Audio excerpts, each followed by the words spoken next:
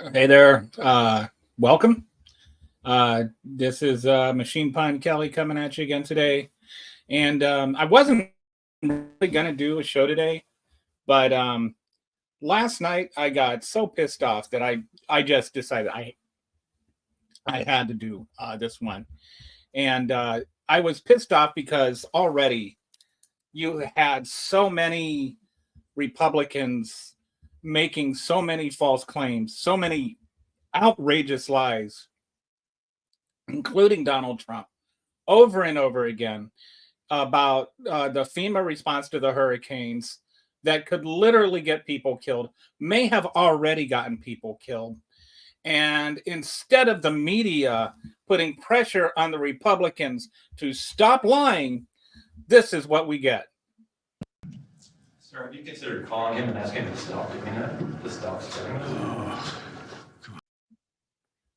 We have the media asking Joe Biden if he can call Donald Trump and ask him to stop lying, because we all know how that is going to play out, right? Like, we absolutely know that the conservative media and the Republicans are going to just be fine with Donald Trump trying to censor, or with Joe Biden trying to censor Donald Trump. Yeah, that's going to work out really great. The media can't just call out Donald Trump for lying. No, no, no. They've got to call out Joe Biden for not making it his own responsibility to keep Donald Trump from lying. The media has literally gotten to the point where Joe Biden is more responsible for the lies that come out of Donald Trump's mouth than Donald Trump is. And especially when lives are on the line, lives are literally on the line. And, you know, that might sound hyperbolic at first, but it's not. Like, they've had FEMA say that they've gone to rescue people. And what happens is that they'll get like a couple of minutes of cell service or something like that.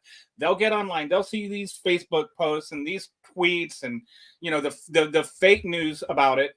And they'll go and they'll say, "Oh, nobody's coming," and so then they won't be there when FEMA gets there to help them. So, you know, over 200 people have died in Hurricane Helene.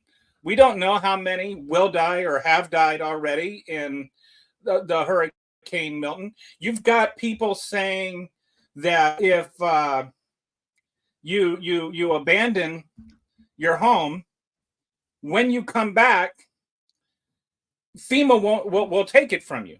Like, you won't be able to move back into your house. And you've got like elected Republicans retweeting this nonsense. And, you know, it's one thing if Cat Turd says it, right? It's another thing when you start having elected officials say it. And so they then, you know, you've got these people are already, you know, like Second Amendmenters and, you know, very skeptical about anything with the government, and they think the government's out to get them. So of course, if you tell them that if they leave their house during a hurricane, the government's going to take advantage of that and steal their house, they're going to believe it. They're gullible and they're not that bright. And so they're going to believe it. And so then what's going to happen is that they stay in their house and they die. And, you know, it's just insane that we have gotten to this point. And I just want to address a couple of things. First of all, Democrats, and by Democrats, I mean Jewish people, because apparently that's, you know, just become the same thing now. You know, they kind of, oh, the elites, the Democrats, all of these things, you know, George Soros, all of this is just code words for saying the Jews. You know, the same people that start the forest fires with their lasers, now they can, I guess, maybe heat up the ocean with their lasers and create these hurricanes. They've got the hurricane machines. And so you've got that. No, that's not possible. In fact, it would take more than 200 times the entire Earth's electrical grid to generate a single hurricane. there is so much power in a hurricane that the idea, just the very notion of being able to create one is astronomically impossible.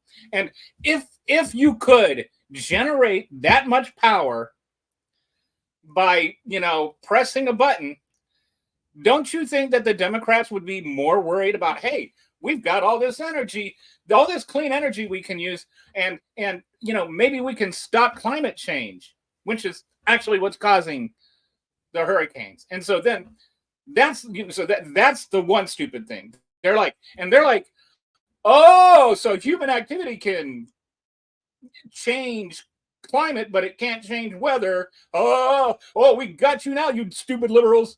And it's like, yes, there is a difference between changing the climate and changing the weather. The weather is what's happening today. The climate is what's happening over decades. Climate changes, and human-made climate change, human-affected climate change is very real. You pump all those carbon gases into the air for 125 years, it starts to affect the climate. It changes how much heat can escape the earth, which means that it's like if you put a pot on boiling water, it gets hotter. And so it's the same thing. You're making the earth warmer, and that's why it keeps getting warmer. That's why it's called global warming. But it's not like every single day gets warmer. It's the climate. It's not the weather. The weather is today's temperature. The weather, or the climate, is how much it gradually changes. So yes, human activity can affect climate, but it can't change the weather. We can't just make a hurricane. We can't make rain. We can't make wind. We can't, stir up a tornado. That's nonsense. But you've got Republicans, elected Republicans, sitting there repeating this kind of nonsense, this absolute nonsense that, the Democrats made these hurricanes and attacked the red states with it so that we could win the election. It's like, where is the media? Where is the media calling them out on this? They're asking Joe Biden, why don't you call Donald Trump and tell him not to lie anymore so that the entire right wing can go nuts about how you're censoring him? Oh, he's censoring his political opponent. Like, you have to be so damn stupid to not understand that's what's going to happen.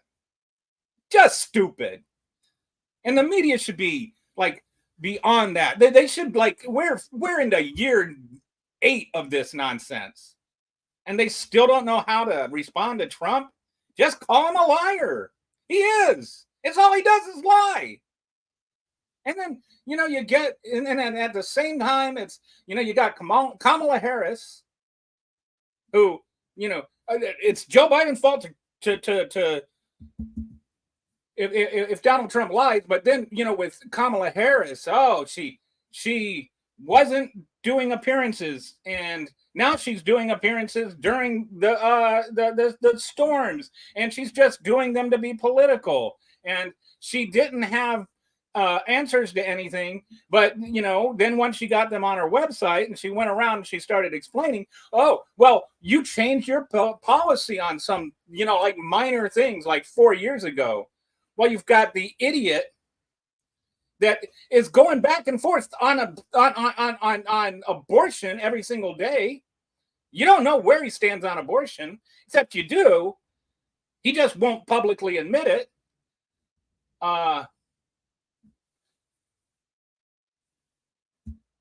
So I'm sorry, Rebecca. I'm just going to put that up there. Yeah, MSNBC. I don't watch CNN, and MSNBC does tend to call that out. But I'm talking about like in the press room there, where the idiot asked him about it, and they call him out on his lies. But it's still like that question just irked me to no end. I think there is. There's still, even on MSNBC and CNN, I think there's still a certain amount of acceptance of his lies. Like they'll say something about it, but then they'll kind of move on with the story, or they'll be like, they'll accept some of his lies, but not all of them, because there's just so many of them that you can't possibly address them all. So he'll say, oh, that Kamala Harris lied about working at McDonald's, and they'll never address, well, you know what? I worked at McDonald's when I was, from 1983 to 1984 on Richmond Highway over by Mount Vernon in Alexandria, Virginia. I don't know if that McDonald's even still exists, but I know that McDonald's Central, doesn't keep records of my employment from 83 and 84. Those 40-year-old records. Gee, I wonder. I mean, it's like, it's stupid that they don't just say, call him out on. They should start calling him out on every single lie. And if that's all they can do during the entire broadcast is just say, this was a lie, this was a lie, this was a lie, this was a lie, this was a lie, then that's what they should do. Because people need to know all he does is lie.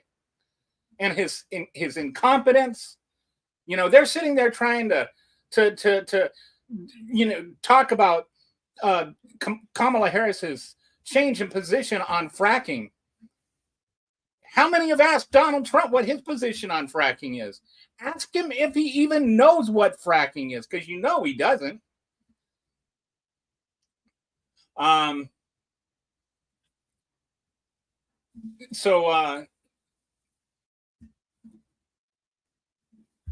He has no idea what fracking is, and you've got his, like they're sitting there talking about the economic policies, and one of the things that irks me is that they look at his tax policy and they'll say, well, this, and this, and they've more or less criticized it. They said it'll add to the debt, and depending on which one you look at, it'll make the economy either shrink or grow less quickly than Kamala's. But they just ignore the most important aspect of his entire economic policy. The two things. One is that they just ignore what mass deportations are going to mean to the economy. Like, how can they not pay attention to that? I have no idea how they can just be oblivious to that very, very crucial factor. Like, half our agriculture, our produce, our meat, our dairy, like half of it comes from undocumented workers. So, and it's not like, like let's say that you have a business, right? And then you lose half your business. You don't lose half your profits. You lose all of your profits, so you lose all of your business. It's like the top half is where you're making the money, and you're paying your workers. So if you can only produce half as much milk, you don't make half as much money. You don't just go, oh, you lose all your money. Your business is bankrupt. And so that's going to destroy businesses. And then there was a study, and based on actual history of when people have, like cracked down and deported all the immigrants. And it's really fascinating when you look at it, because what happens is the people that are investing in these businesses, they don't go, okay, I'm going to go out and hire Americans now. What they do is they say, the labor is too expensive. I'm going to reinvest this money in something else that's less labor intensive. So not only do you lose those 11 million jobs of the immigrants, which are actually producing a big chunk of our GDP, you also lose other jobs. So you lose, you get rid of all the dairy workers in Wisconsin that are illegal. You get rid of a bunch of the dairy workers in Wisconsin that are American citizens too, and who are legal. It's going to destroy the country. It's just going to destroy the economy, and it's going to cause a lot of food shortages.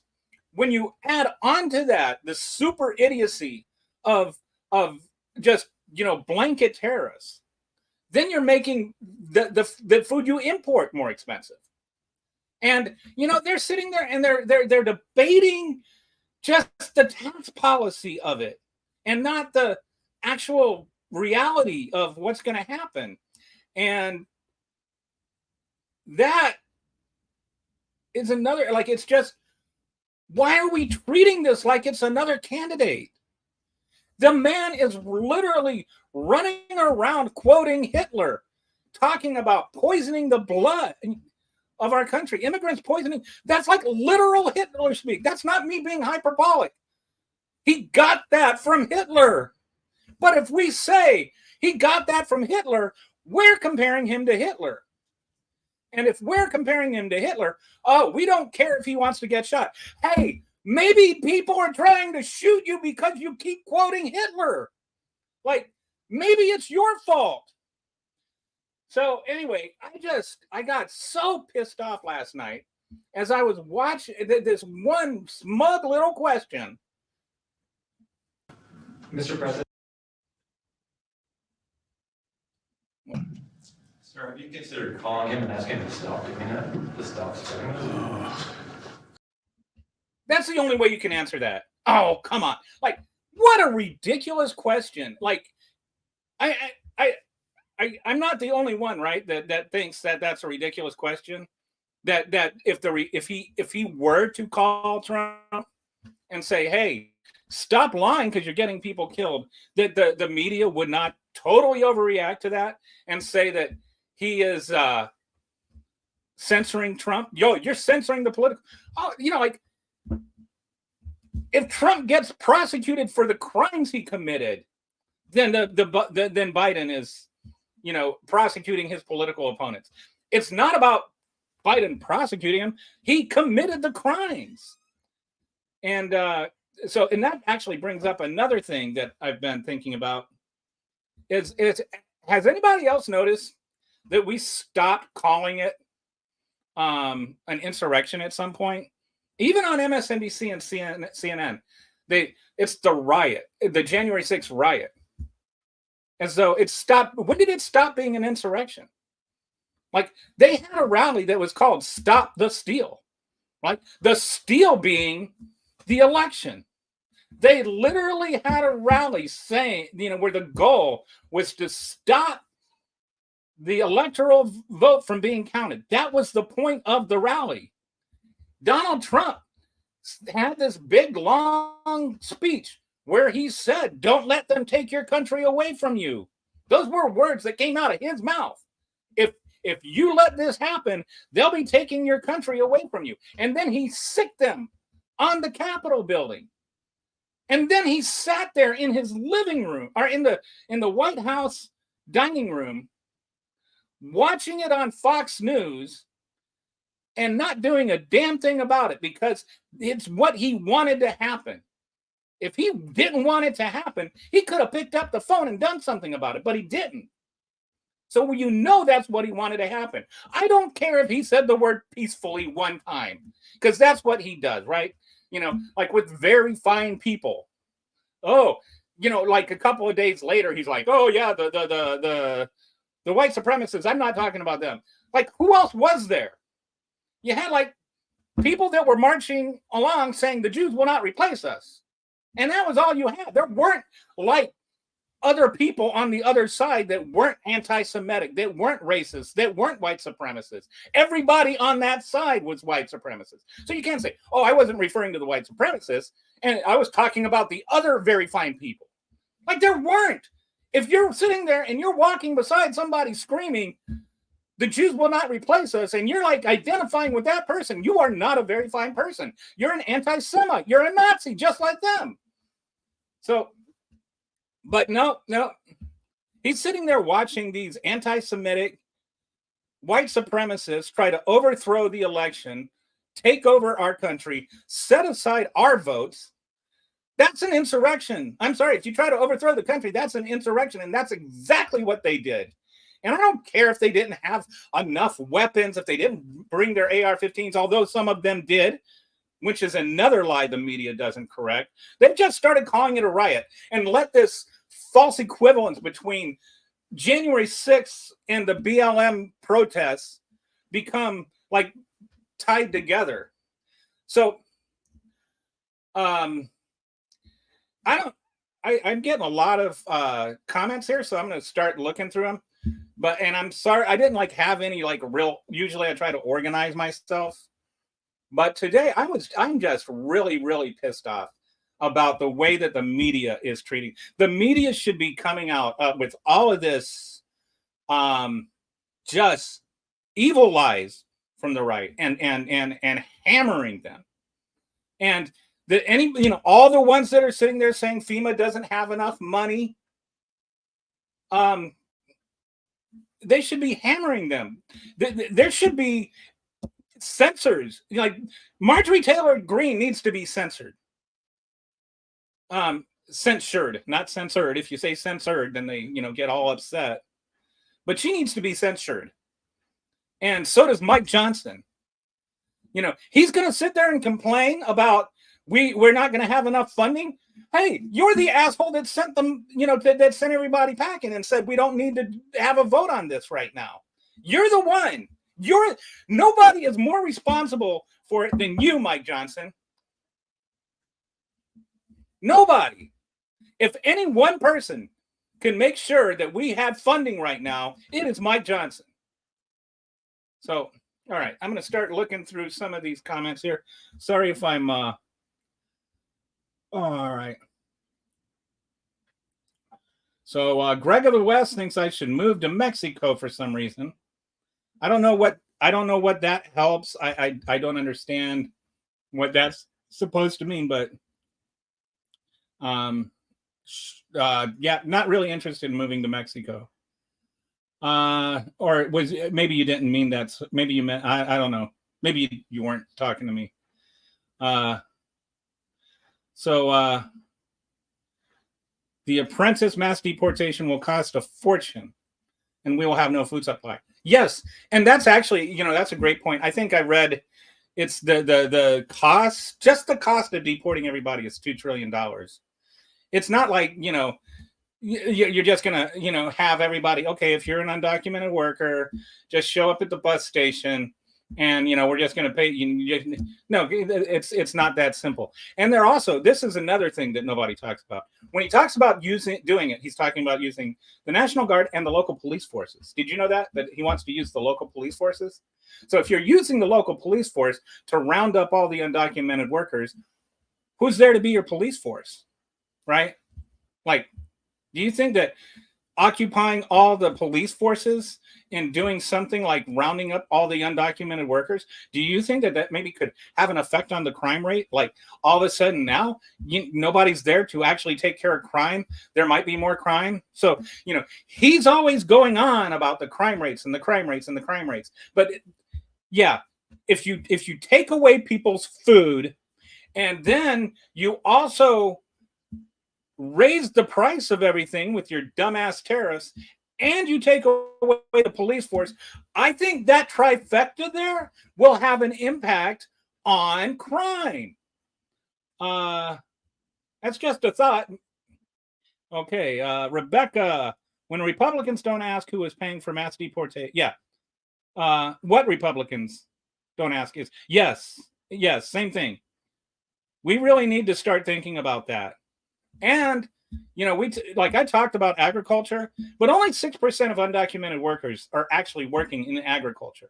You know what the biggest thing that they're working in is construction. And you know what one of our biggest problems right now is a housing shortage. We do not have enough houses being built, and that's one of the reasons. The main reason, even it's not. I know some people are like, well, it's investors, and that definitely makes a difference. 26% of our current, I'm sorry, in the fourth quarter of 2023, which is the latest data we have, 26% of the low-cost homes were bought by investors. And that's important because first-time home buyers, they're buying the low-cost homes. So when you're trying to go from renting into owning, that's the first homes you're going to look for, and the investors are buying up those, because those are also the best investments.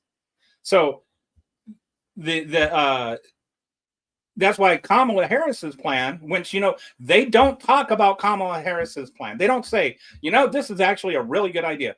Her idea is to get 3 million new homes built, right? And so then if you have, like just by supply and demand, if you have more homes, the price of those homes comes down. And then she's also wants to, give you a down payment for that if you qualify by having, I think it's paid the last 2 years of your rent on time, and maybe there might be a couple of other qualifications. But it makes it easier to go from rent to buying your home if you can afford a down payment, and if there's the homes are actually, the prices are coming down.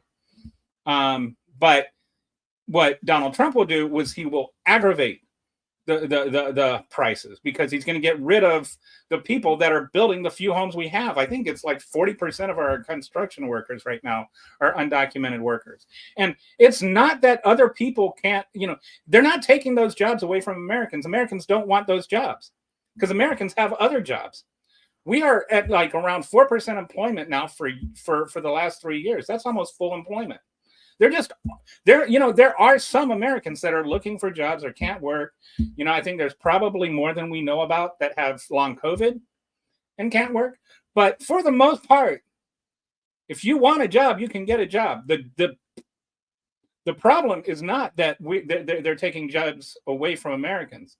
It's that if you get rid of them, there's no one there to do those jobs. So where are the new homes going to come from if you take away 40% of the construction force? All right. Chain reaction of job loss. Yes. And I agree. So the apprentice here says, I hope that's an ironic name, but I like it. Yeah. I'm guessing you got fired at some point because you're saying something intelligent. But the chain reaction of job loss. So yeah, and that's right. Like, so if you take away the all that food, then who else is going to be affected by that, right? Like the trucking industry. There's going to be less food to transport. The grocery stores, the people that work in the grocery stores, the stock clerks, the cash the register people. All the different there's going to just from that one thing, And then with the construction work, it's not just the people that are putting the houses together that are going to be out jobs. There's all kinds of things related to the construction industry, and if you start taking away the cornerstone of construction work, which is actual construction, then all these other people are going to be without jobs. So I just the effect of mass deportations on the economy are just, to me, they're so devastating, and they're just not talked about. And instead we're talking about whether Kamala Harris really worked at McDonald's.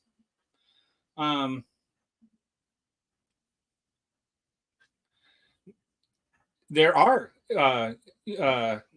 people who live in Cancun and Acapulco because they don't want to live under Trump. I know some expats in Mexico that I went to high school with that are really great people. But so Greg is saying no, the companies will move to Mexico if they can't get cheap labor in here in the U.S. And you know what, Greg, this is hilarious. Donald Trump is sitting there talking about, what was it, John Deere? Like if they move their if they start building stuff in Mexico, then he's going to slap a tariff on them. But he's the one that made the deal with Mexico that says if you build, those parts in Mexico, then you don't get a tariff. It's his deal. Remember, he got rid of NAFTA and he made this new deal with Mexico.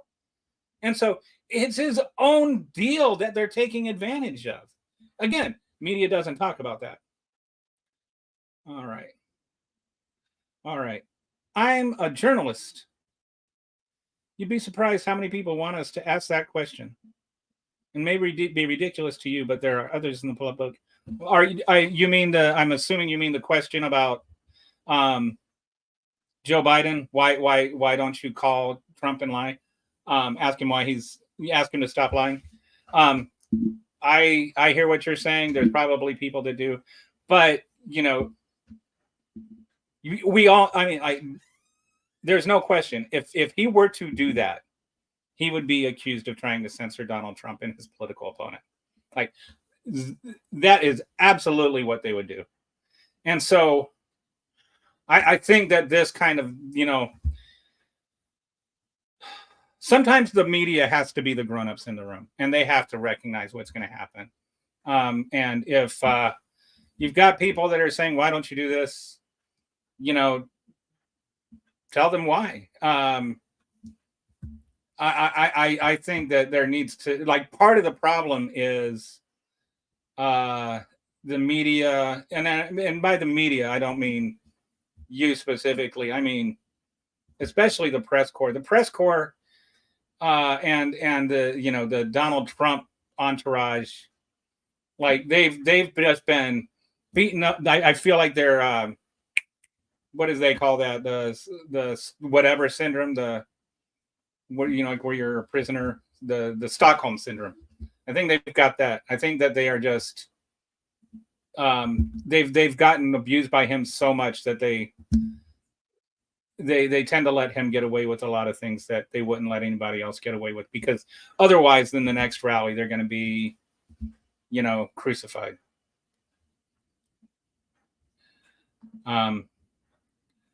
So okay, I've been. I mean, I'm not saying they never call it the insurrection, but I've heard it called the January 6th riots an awful lot. Okay. So back to The Apprentice. I have Mexico in mind if Trump wins. I'm so tired of him. My dad lives in Brazil, and he has extended us an invitation that we might be. So Greg says he's a contractor, and that is true. I'm assuming he means about the construction. You're right about immigrants working on building houses and paving roads. They do all the hard work in Texas. Yes, and I this is like one of those things to me where a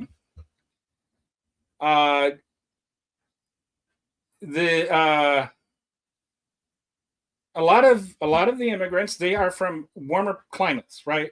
So when they come to Texas, they can handle the heat better than a lot of Americans can, because we just and some people will say stuff like, oh, well, you just want, it's like with the slaves, you just want the cheap labor. And it's like, no, I don't care, if you want to pay them more. And actually it's not, the pay distinction is not as different. What I would like to see is if you're making it so that they can be here legally and work here legally, then you can actually strengthen their pay, and you can strengthen, more importantly, their workers' rights. So like these ones that work, like a lot of them work in the fields where it's also very hot, and like if you watch some of these videos, they're paid by the piece. So they go and they get the strawberries, and however many strawberries, they get paid by the pound of strawberries. So they're like sprinting the entire time. They're working as fast as they can, and they're like cutting stuff, and so they can get, there's some danger to it. They can get cut. So, and they don't have health benefits. They don't have workers' comp. So I feel like if you strengthen if you make it so that they can work here more legally, then you can also strengthen them. So I see like a lot of people on the right that say, make these, kind of bad faith arguments that, oh, you just want your slave labor. No, I don't. I'd be happy to pay more for my strawberries if I knew that the people that were harvesting them were getting paid better and had worker protections. But you don't want anybody at all harvesting the strawberries. And so that's the difference. And it's they compare it to like the slaves or whatever. And it's, no, I'm sorry. The slaves didn't come over here on their own and ask if they could pick cotton. So it's like not at all the same thing. Okay. I do agree with that. I've been doing this 40 years. You're damned if you're doing, you're damned if you don't. And I think that, like maybe to some degree, Joe Biden is feeling the same way. I just, I think I get what you're saying, but I still, that question to me, that one, like, why, if that same reporter would go ask Donald Trump to stop lying, but I mean, do you like nobody? It's not even a realistic question. I think also, like, Donald Trump is not going to go, okay, well, the president asked me to stop lying, so I'm going to stop lying. It's just, it puts Joe Biden in the position to be responsible for Donald Trump's lying. And there's nothing at all he can do about it. So I think the oh come on is like the only possible answer to that question. I do not see any way where he could call Trump and say, "Hey, Donald, I was just wondering if you could stop lying about FEMA." And Donald would be like, "Oh, okay, yeah, I'm sorry." Like, that's not going to happen. So if you're going to ask somebody to do something, like, you should think that through first.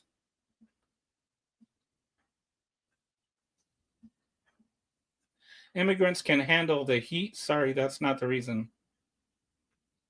No, that's not the reason they're putting the roof on or paving roads. That's the reason Americans aren't. Is we can't handle the heat. They are, and this is another one of those things. It's hard to say. Some of the, like, a lot of the immigrants that come over here are they are low skill workers, and there's it's not an insult to say that. They just are. A lot of immigrants that come over here are engineers and doctors, but the way that they can come over here, there's more avenues for them to come over here to be engineers and doctors. So I'm not like trying to sound racist when I say that. Like, they're just, in places in Central America that just have less education, and they're coming over here and they're working their asses off so that their kids can go to school and their kids can go to college and their kids can have a better life than they do, the same way that most of us with our ancestors did. So, like I feel like I have to be measured in saying what I'm saying, because I don't want to make it sound like, oh, brown people should do our dirty work. I don't mean it that way, but we aren't doing those jobs. That's why those are the jobs that they're going, and they're getting the jobs that nobody's filling, because those are the ones that they can get.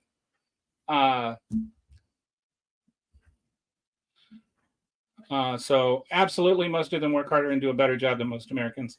I live in Texas.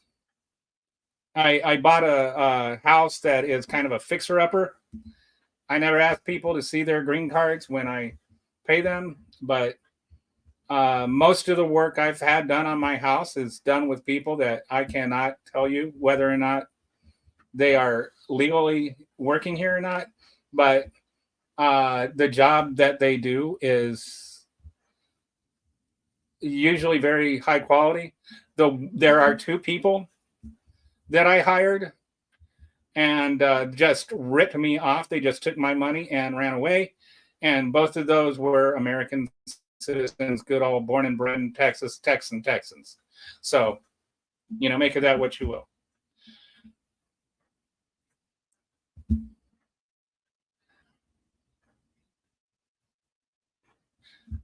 I just think that Joe Biden has other things to worry about than calling Donald Trump. Imagine if President Biden answered the reporter and said, "Yes, I've called him," and he hung up on me, or people probably would have been talking about that, but then they would have been also talking about, why is he telling, like, that might be some people on Twitter, but do you think that Jesse Waters is going to be saying that, or do you think Jesse Waters is going to be saying, why is Joe Biden trying to filter Donald Trump? Why is he trying to censor his political opponent? Why is he calling up Donald Trump and telling him not to say? They would be talking about how Donald Trump hanging up on him was the exact right thing to do. Oh.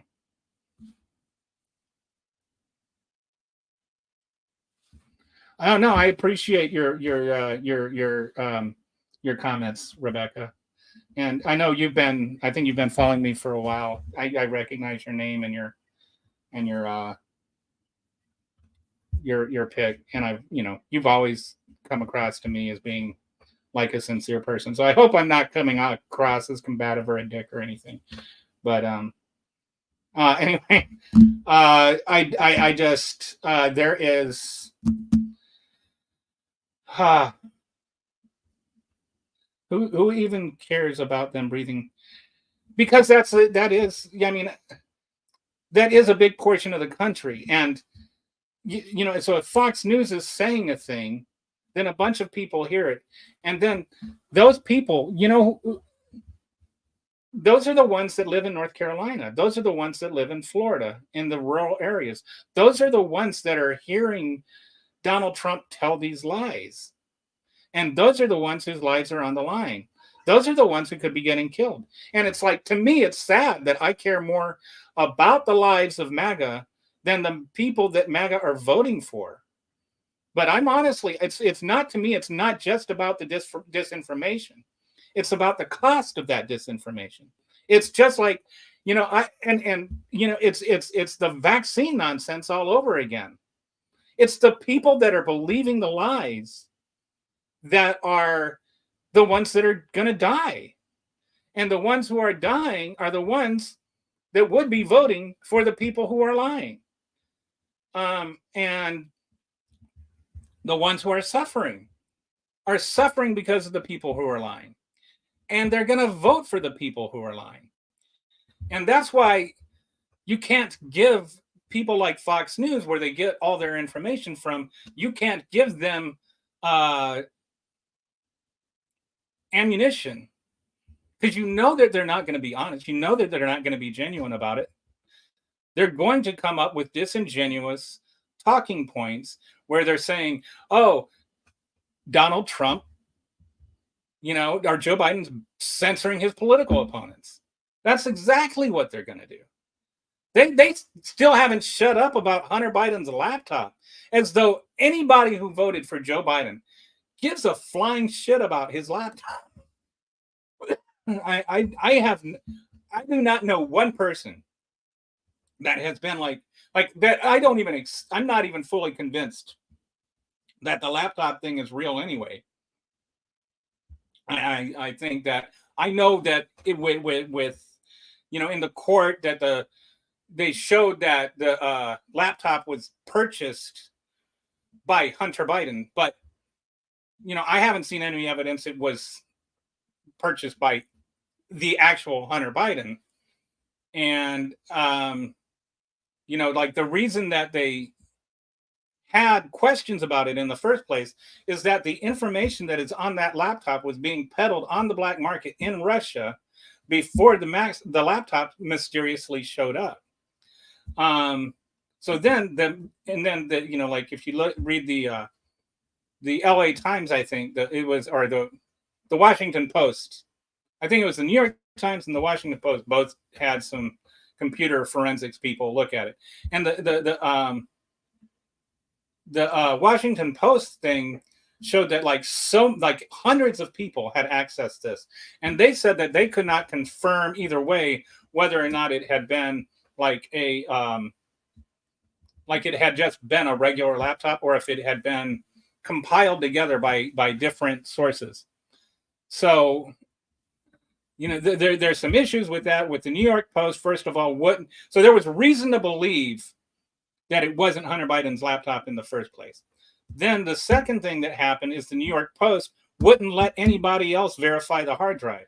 And it's not like the New York Post is the most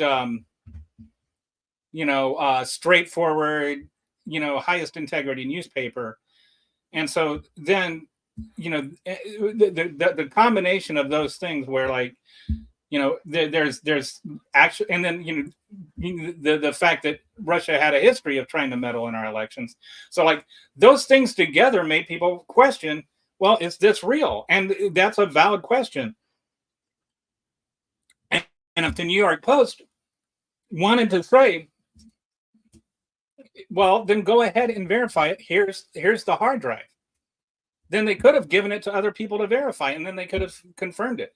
But you know, it's like when you won't let anybody else vet that, when you've supposedly got the only proof of it, and you won't let anybody else vet that, and you are notoriously biased, and Russia's already done it, then you know there's obviously, you know, they act like these former agents that wrote this letter saying, well, you know, we can't trust this without further proof. And then, you know, like, oh, they lied. No, they didn't lie. You can't trust it without further proof. And we still, to this day, have not seen the actual laptop or the actual hard drive. We've only seen the copies of it. We don't know where that actual hard drive is, or where that actual laptop is, or whether it actually is. So, you know, I mean, I know that there's, you know, records and stuff, there's papers, but where's the laptop? Where's the hard drive? So I'm not, you know, 100% convinced that there ever was one. But even if there was one, I was never voting for Hunter Biden anyway. So it's like, I don't really give a crap.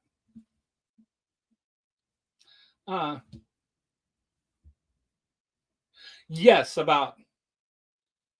Okay, so then Rebecca says, fortunately, there are people like you who can explain to the average person about the lies and information. That is my goal in life. That's actually why I want to do this show is I'm so tired of all this, all the just bullet spray of lies. I usually try to be calm. But this one really got to me because I have family in North Carolina, and one of my family members is MAGA. So it was like it struck a little home. Like you're actually, you know, like dealing with people's lives now.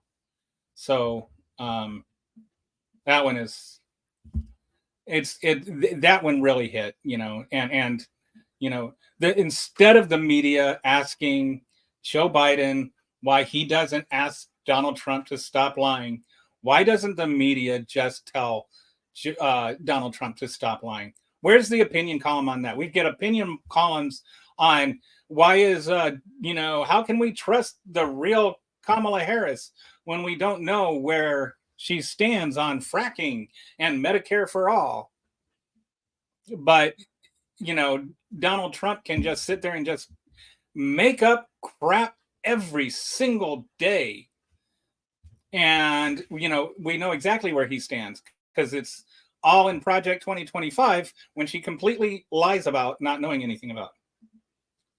Okay, Sinclair Broadcast Group, yeah. So, Sinclair is like, I think that a lot, really, I think people that are informed kind of know it, but I don't think a lot of people realize how much.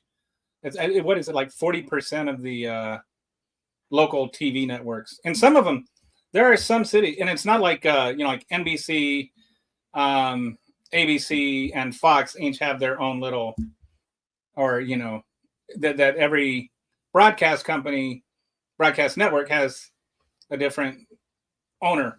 So Sinclair can own all the local news affiliates in the same city, and so then all you get is what they have to say. And Sinclair also has tended to nationalize the local news, so and to politicize the local news more. So it's not so much about like just whatever your local issues are, which usually are very different from the national politics. But they've tried to nationalize. So and I think that's why you also get like a lot of this Moms for Liberty getting power and stuff like that. But that's just a suspicion. I've never done any research on that.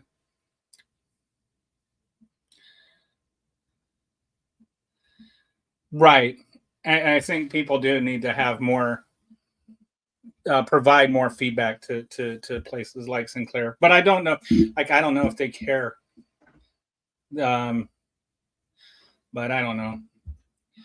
Like, you know, Rebecca, my mom was a journalist. She wrote for the Grand Forks Herald. And I don't know how much things have changed, But we lived in North Dakota. She wrote for the Grand Forks Herald. She was she became their big time political reporter. But there was the Grand Forks Herald, and then there were a CBS and a ABC and an NBC broadcast local station, and then there was a couple of radio news stations, and all the journalists hung out together, and there'd be barbecues and stuff like that and cookouts during the summer, and there'd be like my parents would throw a big New Year's Eve party and everybody would come over. Somebody else would throw a Christmas party. Like all the journalists hung out together, and it was really a cool time. And I was like really into sports, and so like I would sit there and I would talk off the sports broadcasters' ears. And when my mom passed away,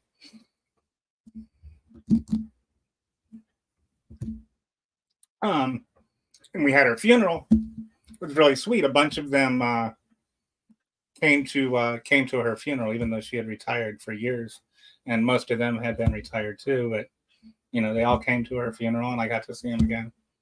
But I don't know. Maybe but I don't know if that environment still exists, where like the local news is a community more than a job.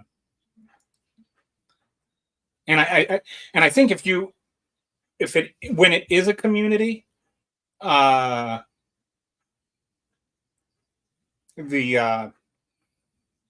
journalists care about the community, and so they're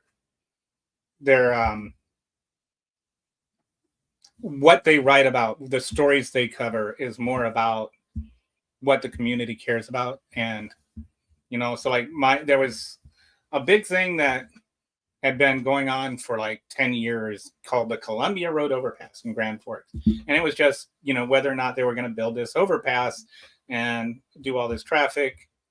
And it was like all controversial, and nobody like really understood it. And so my mom did this article on it that became like this whole insert section where like there were all these diagrams and explaining everything. And so then it was like all of a sudden everybody understood what the Columbia Road Overpass was, and everybody was like, yeah, we need that. And so now there's a Columbia Road Overpass. But I credit my mom for that, but I also think that's what local news should be doing, is helping the local community understand the local politics. It should not be parroting Donald Trump for the corporate ownership. So I don't know how much has changed, but that's what it used to be like 40 years ago. So I am in the North and East, not direct. Given they have a monopoly, only the DOJ has the power to fix this problem. I'm sorry, I don't know which problem you're talking about there.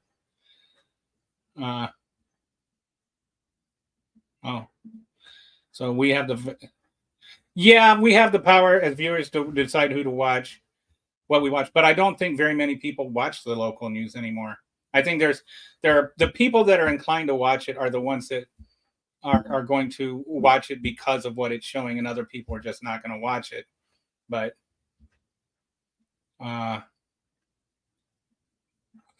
think that the people that are the people that are watching it are I don't know. I think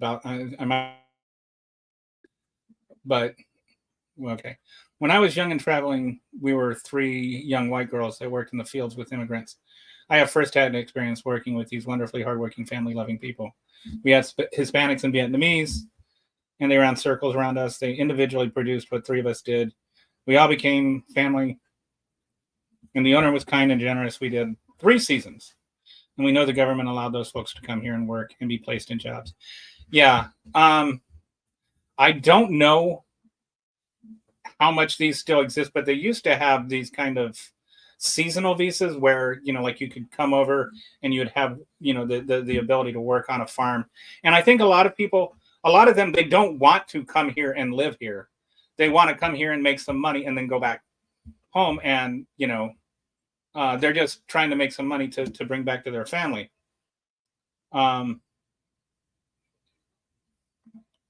Okay, they rarely own all the TV.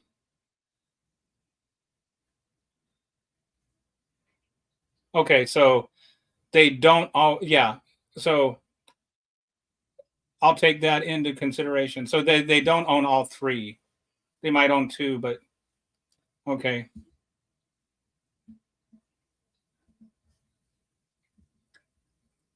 I stand corrected.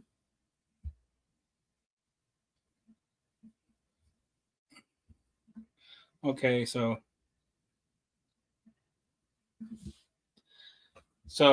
I'm glad you guys still get together and party because I think that's important. I felt like that was such a sweet community.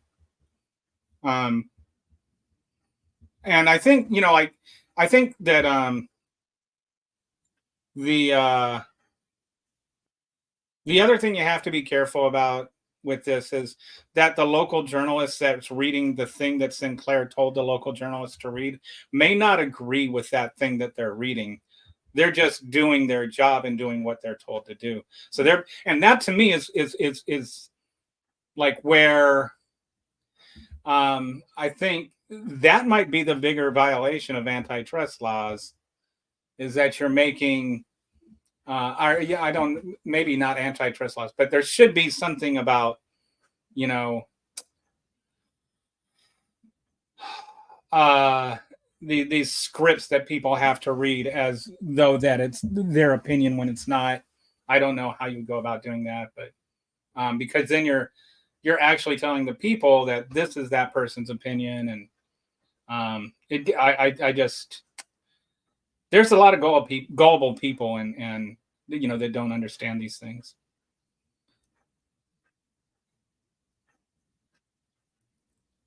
Yeah, local news matters more than national news. I agree.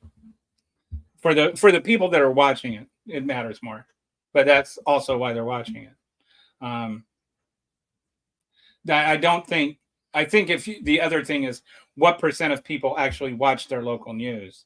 I think if you're like of the people that are watching it, it's important. But how many people um, watch it versus don't watch it?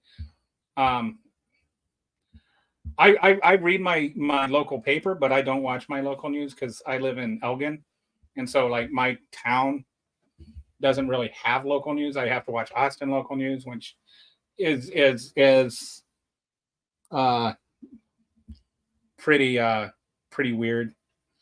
Even like Austin is more liberal than most of Texas, but it's still got some, like when it starts getting into national news, it gets kind of weird.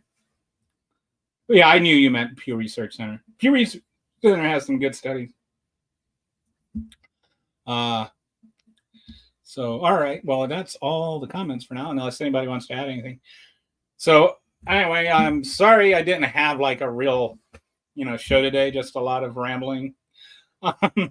And I stand corrected, Rebecca. I will make sure to not just rift made up stuff. There was a John Oliver thing from a few years ago, and I may be misremembering something from that. But he talked about Sinclair. If anybody's interested in that whole thing with Sinclair, it's really, and you can, find these little things where somebody will put together like 128 different people making the exact same statement, as though it's like each one of them is making a personal statement. So that's the kind of thing I'm referring to. And you might have a couple of people from the same town. Maybe I don't know if it's all three or whatever.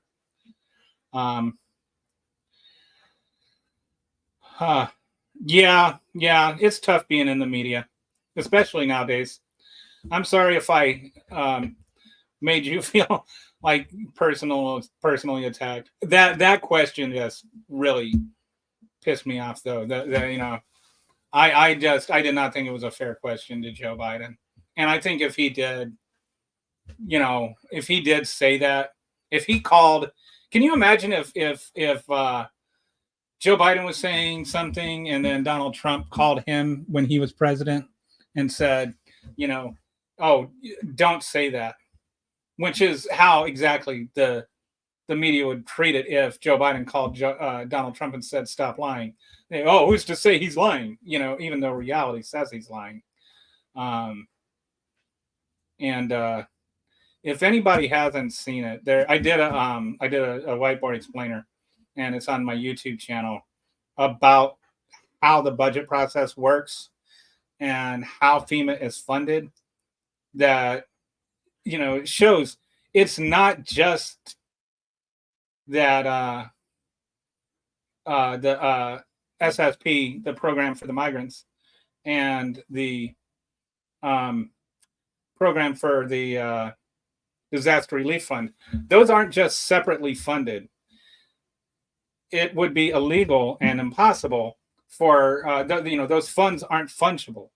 Like FEMA cannot take money intended for disaster relief and spend it on the migrants, because the deal is with the SSP funds, they get requested by either a local government or a charity, like a city government or a charity that's taking care of these migrants, and they're the ones that actually get the money. So like the city of San Antonio gets the money, or the Salvation Army in San Antonio gets the money. And then for them to get that much money, when any immigrant comes over here, they get something called an alien ID number. And the alien ID number is like a social security number. It's a unique identifying number that every non-citizen has. And in order to get funding, so if the Salvation Army is taking care of 20 asylum seekers, they need 20 alien ID numbers that they then specifically request the funds from the federal government for that. So it's not only it's just so misunderstood. It's people are like, oh, you're just giving these asylum seekers thousands of dollars, and it's like, no, they're giving charities that are helping take care and provide housing and food for asylum seekers a certain amount of money, and that is like a really hard system to abuse. And you cannot just take money from the disaster relief and put it into that other thing, because the money isn't requested and because there aren't alien ID numbers to validate giving them that money.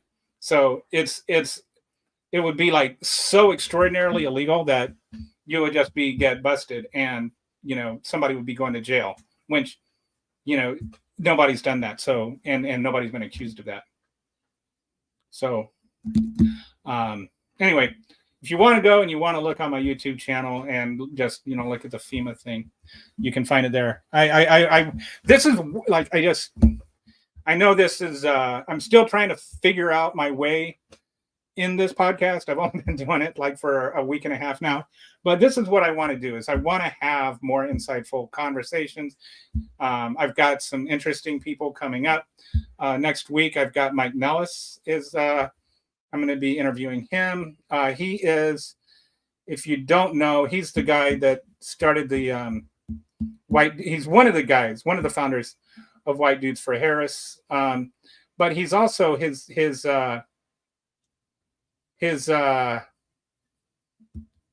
employee is the one judge, the judge Kaplan's daughter. So he's the one that is at the heart of that whole Laura Loomer conspiracy theory that his company is the one that she's saying is making money off of Donald Trump's conviction. And so it's a bunch of nonsense, but he's going to come on and explain what his side of the story is. And then I think he's also really sharp in terms of polling and stuff. So I'll have some questions about polling from him. Or for him, and we'll have a good discussion there. And then if anybody was online much during the whole Twitter thing, you might have gotten to know Eric Fiegel-Dean. He's the expert on he's an immunologist, and he had a lot of really good coverage of the disinformation during the COVID time and the vaccines and stuff. So he's going to come on. He's going to talk about that on Wednesday. So I'm trying to find some good guests. There was a great interview yesterday with a guy named Steve Schwab, who's he's an economics, a health economics expert, and it's like he teaches it for a living. He used to be a hospital CFO. He's got his PhD from Wharton. So he kind of knows what he's talking about. So and we had a fantastic conversation yesterday. And then a lot of you may know Seth Weitz from Twitter. He came and he talked about the root causes of why are we having so many people come here and seek asylum, and both in our historical laws, and why are people from South America treated differently than people from Europe. And so if you go on my YouTube channel, you can find some of these, some of the previous ones, and there's some good conversations, and it's not just me doing all the talking. So anyway, I appreciate you guys joining. I'm like surprised how many people actually stopped by, but really I appreciate you guys, and I like doing it better this way with people being able to drop in and make comments. So thanks for all your feedback and your input. And I'll see you tomorrow.